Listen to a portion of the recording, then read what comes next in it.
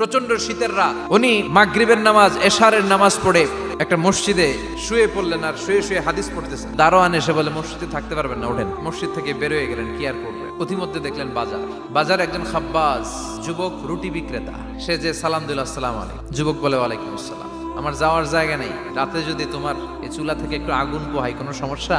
যুবক বলে না না সমস্যা না, আহলান ওয়া সাহলান। আল্লাহ শুকরিয়া করে উনি বসলেন আর আগুন পোহাচ্ছেন, আর খেয়াল করলেন যুবক রুটি বানায় আর পরে আস্তাগফিরুল্লাহ, খালি এটাই পড়তেছে। ইমাম আহমদ ইবনে হাম্বল তো অবাক, কিরে এটা আবার কেমন যুবক, খালি আস্তাগফিরুল্লাহ। উনি প্রশ্ন করলেন, যুবক ঘটনা কি? যুবক বলে, আস্তাগফিরুল্লাহ আমার সবচেয়ে বেশি পছন্দের আমল, আর এর বদৌলতে আল্লাহ আমারে মুস্তাজাবুদ দাওয়া বানিয়ে দিয়েছে, সব দোয়া কবুল করে নিয়েছে আল্লাহ, একটা দোয়া ছাড়া।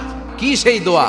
যুবক এবার বলতে শুরু করলো, আমি যেন ইমাম আহমদ ইবনে হাম্বলের হাতে হাত রেখে মুসাফা করতে পারি আর তার কপালে একটা চুমু এঁকে দিতে পারি। আহমদ ইবনে হাম্বল বলেন, যুবক তোমার এই দোয়াটাও কবুল হয়ে গিয়েছে, আহমদ ইবনে হাম্বল তোমার দরবারে ছুটে এসেছে।